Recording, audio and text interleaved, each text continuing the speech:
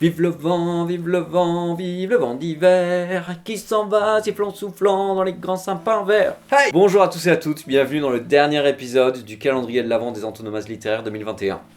On est donc le 24 décembre, c'est Noël, ça y est, ça arrive, enfin ce soir, le réveillon de Noël. Alors j'espère que vous allez être gâtés. Aujourd'hui, dernier mot, alors c'est pas vraiment un cadeau que je vais vous faire, hein, mais c'est un mot qui compte beaucoup pour moi, puisque ce mot c'est Benjamin, et il se trouve que c'est... Allez, je peux vous le dire, c'est mon prénom en fait. Et donc j'ai voulu finir par mon prénom parce que genre je veux me la péter. Non, pas du tout. C'est parce que le Benjamin, normalement dans une fratrie, c'est donc le dernier né. Le dernier né, ça s'appelle le Benjamin. Hein. Vous avez l'aîné, le cadet, le Benjamin. Voilà. Si c'est des filles, c'est une Benjamine, hein, pour la dernière. Mais puis si c'est un garçon, c'est un Benjamin. Bon, il se trouve que Benjamin a aussi un autre sens. C'est-à-dire qu'il peut avoir le sens aussi parfois de enfant préféré. L'enfant préféré d'un parent. Alors oui, je sais, c'est horrible, normalement, les parents sont censés aimer équitablement et également leurs enfants.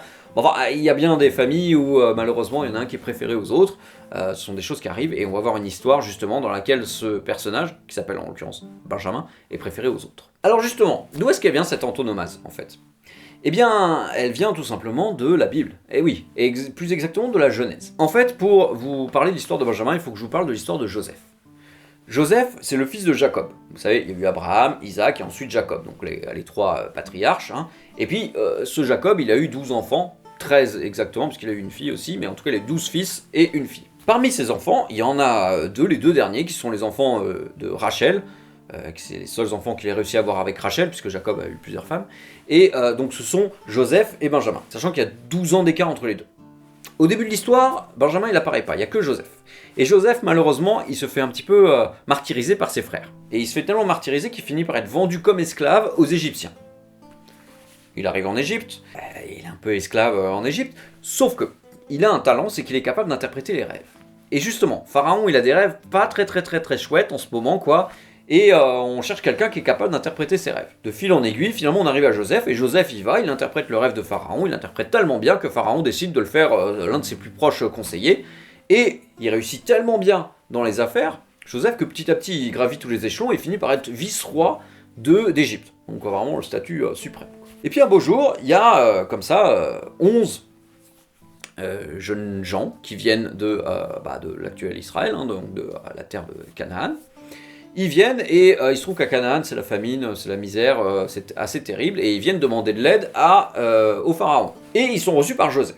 Alors Joseph les reconnaît, mais eux ne le reconnaissent pas. Et donc Joseph, il fait exprès de faire en sorte qu'ils ne le reconnaissent pas, et il leur dit, on va voir ce qu'on peut faire. Malheureusement, il leur tend un piège. Et il décide de les accuser de espionnage ou trahison, je ne sais plus, mais bon, peu importe. Il décide de les accuser d'un crime qu'ils n'ont absolument pas commis. Et donc il en prend un en otage, un des frères en otage, et il dit que voilà, si vous voulez libérer votre frère, il faut que vous ameniez le petit dernier, qui est pas venu avec vous. Ah non, mais le petit dernier, non, il est resté avec notre père, le petit dernier, c'est pas possible, notre père, il adore le petit dernier, surtout depuis qu'il a perdu Joseph, il peut pas se séparer de lui, ça lui ferait beaucoup de mal. Je veux pas le savoir, vous m'amenez le petit dernier, sinon votre frère, vous le reverrez plus. Voilà. Donc ils partent, ils ramènent le petit dernier Benjamin, et Joseph il est tout heureux de voir Benjamin, mais il pipe mot. Il dit, super, vous êtes venus, donc maintenant vous êtes libres, vous pouvez repartir et on va vous venir en aide. Sauf que ce qu'il a fait, c'est qu'il a été un petit peu mesquin quand même, c'est qu'il a caché un objet dans le sac de Benjamin. Et en partant, on prend le sac de Benjamin et on s'aperçoit que, oh, mais il y a un objet, comme si Benjamin avait volé cet objet. Du coup là il dit, ah bah écoute, mon petit garçon, mon petit Benjamin, là tu vas devoir rester avec moi, et les autres pourront rentrer. Et là, tous les frères se disent, non mais c'est pas possible, on peut pas faire ça. Et il y en a un, Judas, pas le Judas du Nouveau Testament, Judas, voilà. Il arrive, il dit, ah non, c'est pas possible. C'est pas possible. C'est le garçon préféré, c'est l'enfant préféré de notre père.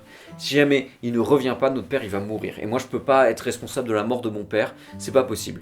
Donc écoute, tu vas me prendre à sa place. Je veux rester là à la place de Benjamin parce que Benjamin il faut qu'il reste avec mon père, Jacob. Et là-dessus Joseph il se met à sourire. Et il dit « Surprise, c'était un prank !» Et effectivement, il leur révèle que c'est Joseph, c'est lui, c'est Joseph. Et qu'il a fait exprès de les faire venir, de leur faire des pièges pour pouvoir revoir Benjamin.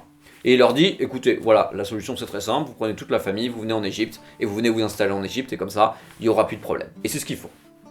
Jusqu'à ce que plus tard, des générations plus tard, les Hébreux décident de quitter l'Égypte, mais ça, c'est une autre histoire. Alors, quel est le lien avec Benjamin ? Là, en l'occurrence, le mot en français de Benjamin. Et ben il est assez évident. Benjamin dans la Bible c'est le dernier-né. Donc forcément le côté dernier-né, ça marche. Par ailleurs Benjamin ça a l'air d'être quand même l'enfant préféré de Jacob. Donc l'idée de Benjamin comme enfant préféré, ça marche aussi. Alors à partir de quand a eu lieu cette antonomase ? Et bien en fait comme pour Atlas il y a eu 2 antonomases. Le plus ancien, il date du début du 18e, on le retrouve notamment sous la plume de Saint-Simon, ça désigne tout simplement le jeune préféré. Il faut attendre un siècle plus tard, en 1808, pour avoir la première attestation de Benjamin comme petit dernier. Donc là vous avez eu en fait 2 antonomases. Une première donc début du 18e et une deuxième en 1808. Et ces 2 antonomases ont créé 2 sens différents. Le premier c'est jeune préféré et le deuxième c'est petit dernier. Bon, même si l'association petit dernier, jeune préféré, est parfois assez fréquente dans les familles, mais il faut se dire que à la base c'était 2 antonomases différentes, mais à partir du même personnage. C'est quand même assez fou, je trouve.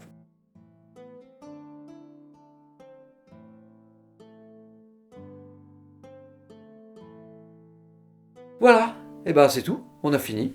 Bon, et ben je suis content d'avoir fait ça, d'avoir fait ce calendrier de l'Avent.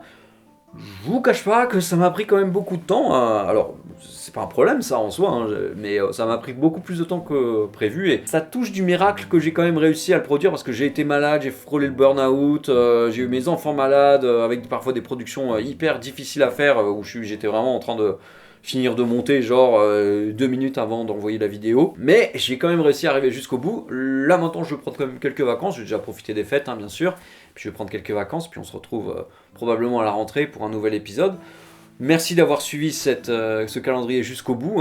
Si vous a plu, n'hésitez pas donc à partager, à liker les vidéos, vos vidéos préférées. Et merci beaucoup. Et donc je vous souhaite à tous et à toutes de bonnes fêtes de fin d'année. Joyeux Noël et bon nouvel an si on ne se revoit pas avant. Allez, à bientôt. Ciao.